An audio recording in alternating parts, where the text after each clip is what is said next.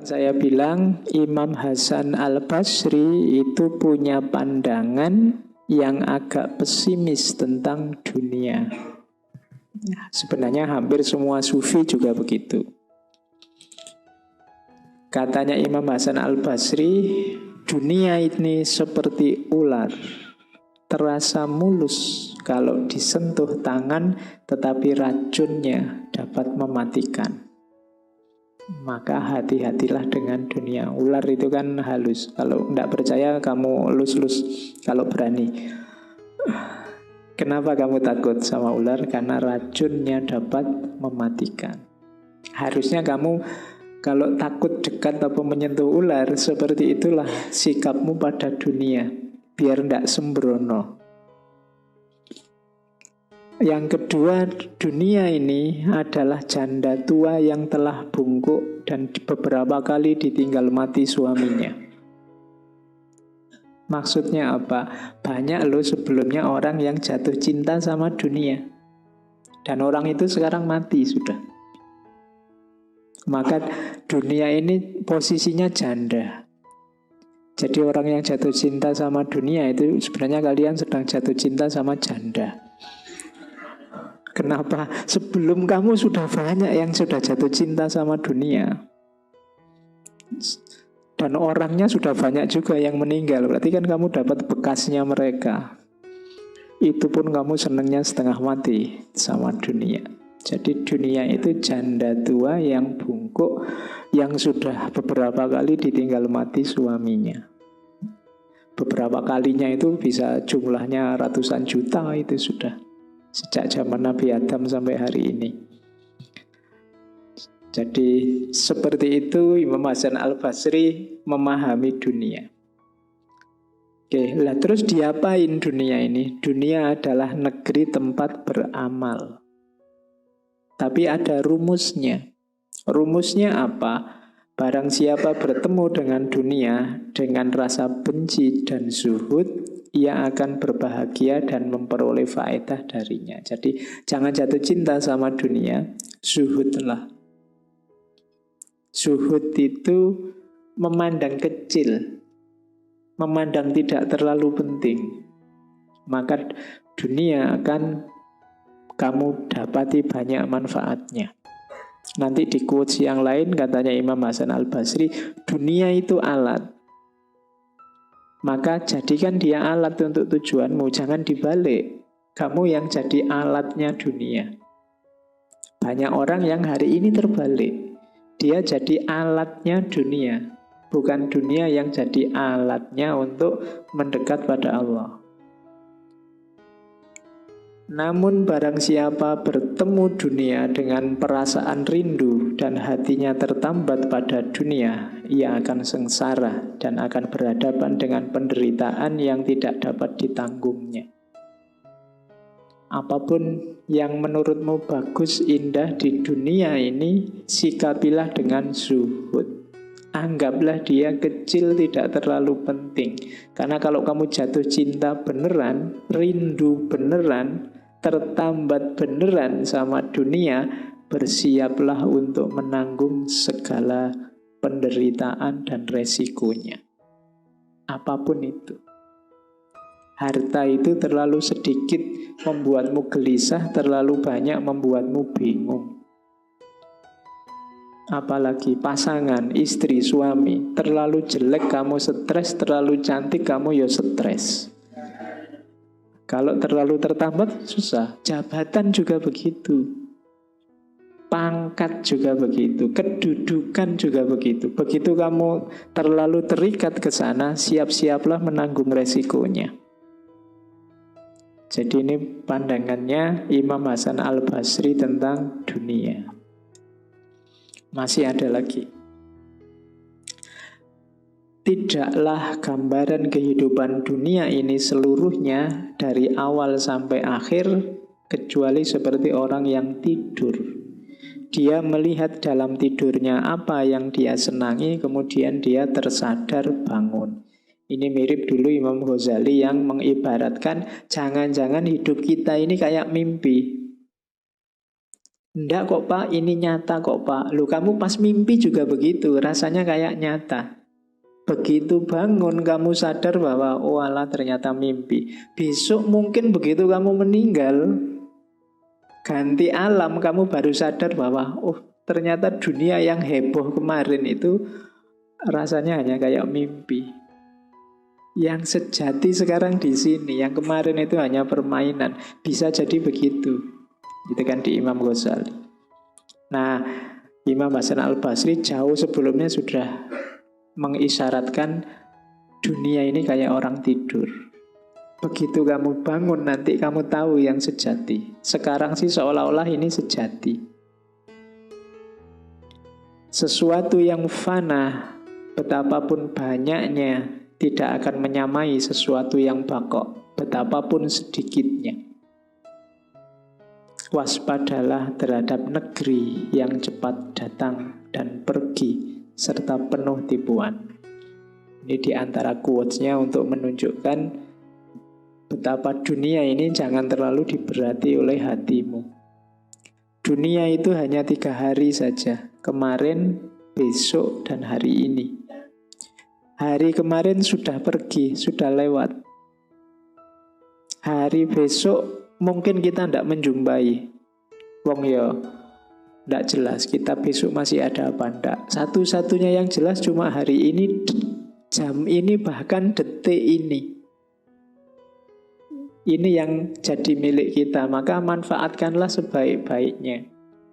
Jadi maksudnya Imam Hasan Al-Basri, detik yang tadi sudah lewat. Detik yang akan datang kita tidak tahu situasi kita seperti apa. Yang dalam kuasa kita hanya detik ini sebenarnya. Maka jangan sia-siakan waktu, manfaatkan setiap detik hidupmu untuk hal-hal yang berguna.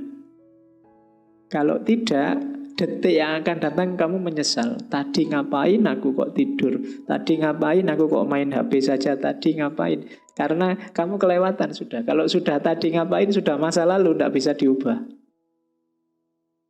Jadi masa depan masih belum jelas, masa lalu sudah tidak bisa diubah, kita hanya menguasai masa kini.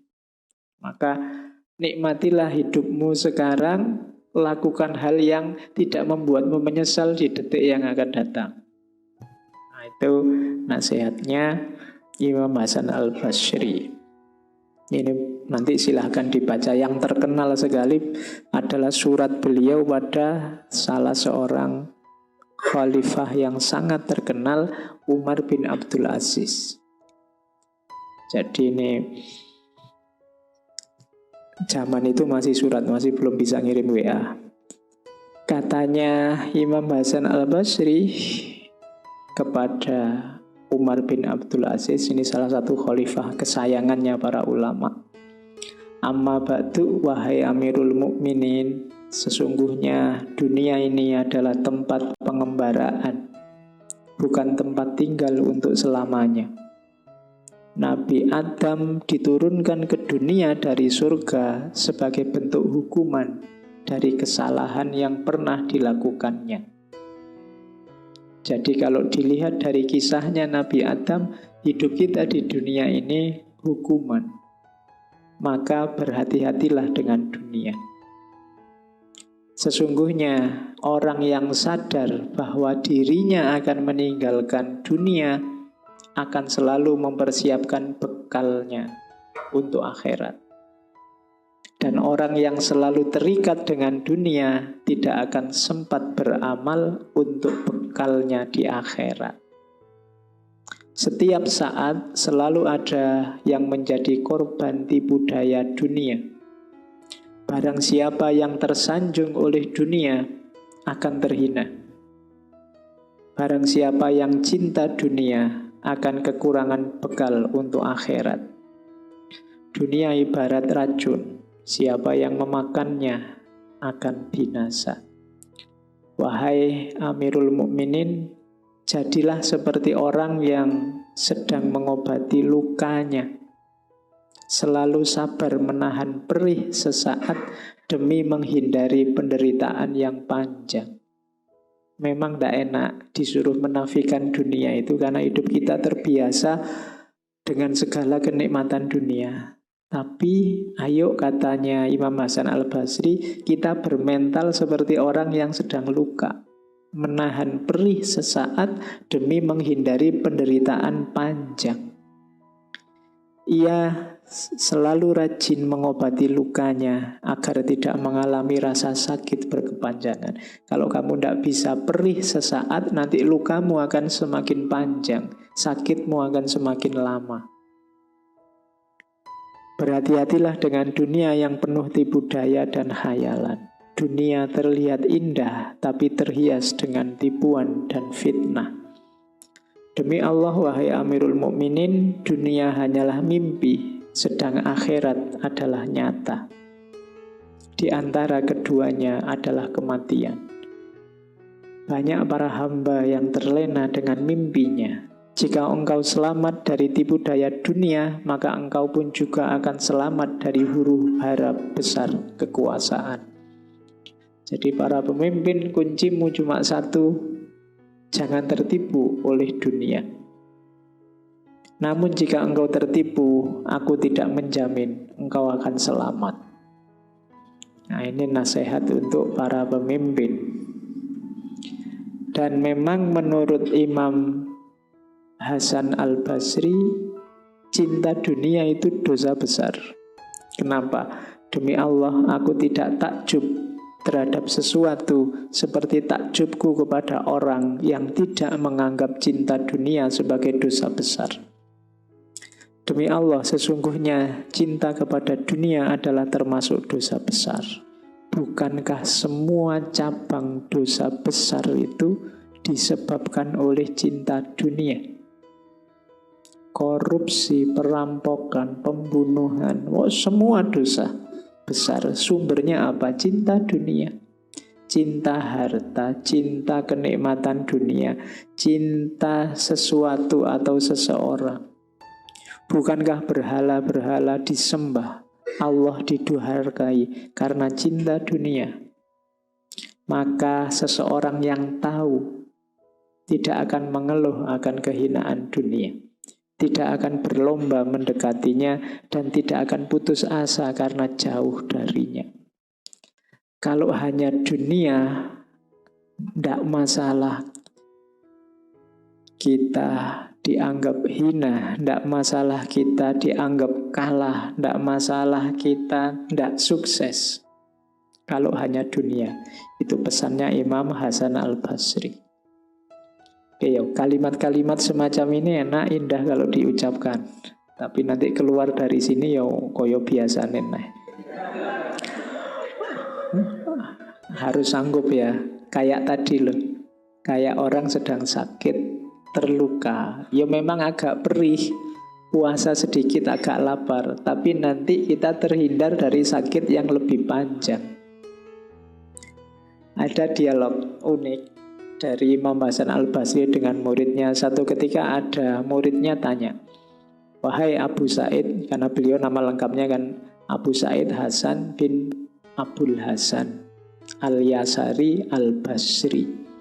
Wahai Abu Sa'id, pakaian apa yang engkau sukai?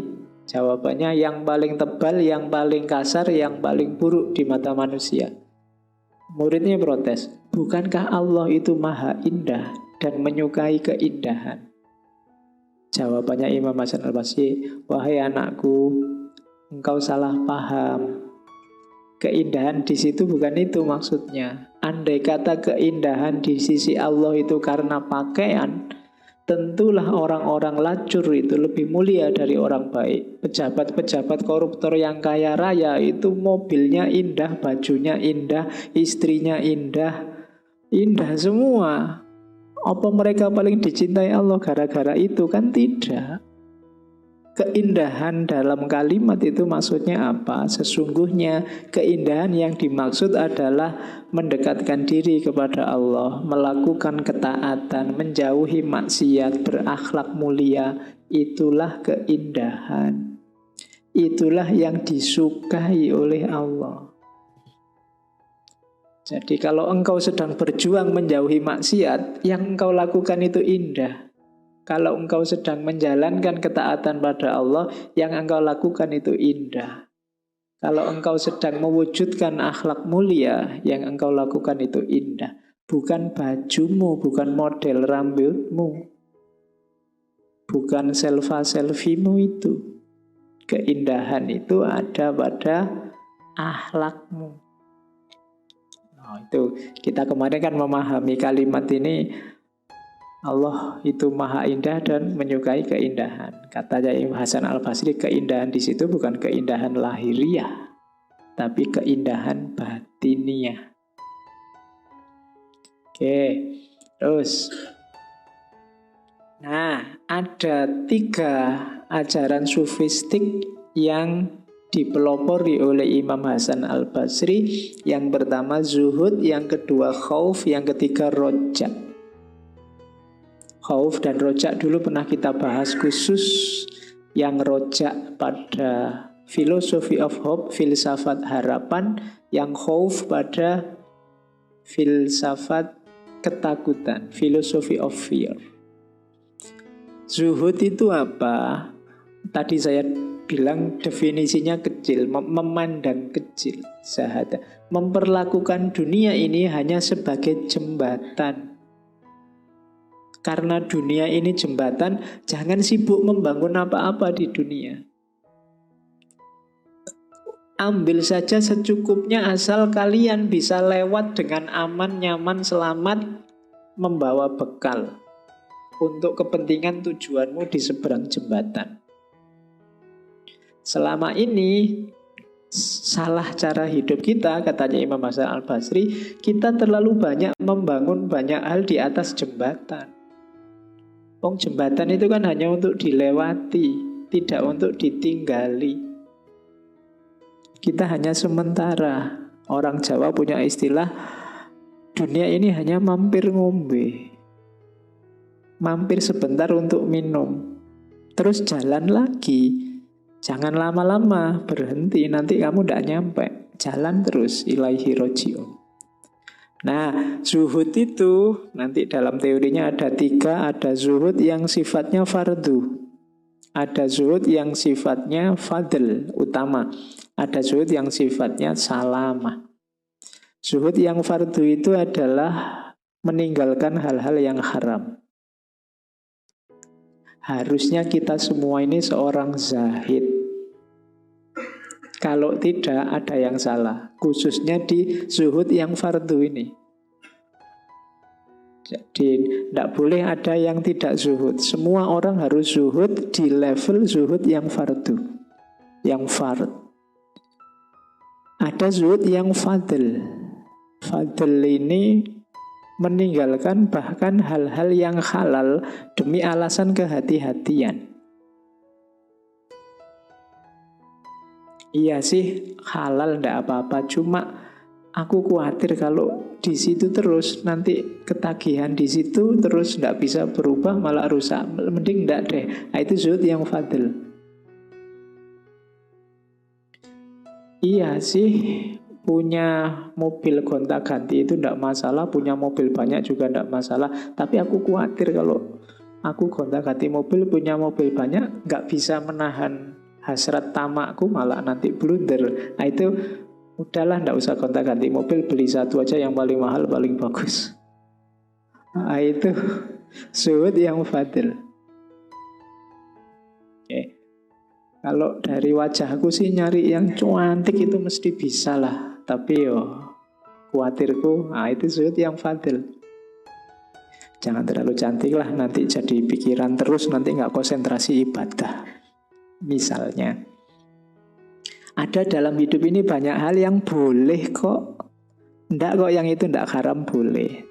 Tapi terus kamu batasi sendiri. Ndak apa, saya itu orangnya mudah tergoda ya Pak. Ndak usah lah, saya milih yang lain saja, yang sekiranya saya ndak tergoda. Itu namanya zuhud fadl. Ada yang zuhud salama. Zuhud salama ini untuk yang syubhat. Kalau tadi kan jelas halal tapi kita batasi. Kalau yang awal jelas haram, kita tidak boleh bantah. Kalau yang itu kita harus zuhud. Ada yang ketiga yang salama. Yang salama ini yang sifatnya syubhat. Bisa iya, bisa enggak sih. Disebut halal juga enggak ada dalilnya, disebut haram juga enggak ada dalil tegasnya. Tapi untuk lebih hati-hatinya, saya enggak dulu deh. Ini namanya zuhud salamah. Enggak jelas halal haramnya, saya minggir dulu. Nah ini zuhud salamah. Jadi meninggalkan dunia, menjauh dari dunia itu ada yang fardu, ada yang utama, ada yang demi keselamatan. Fard, fadl, dan salamah.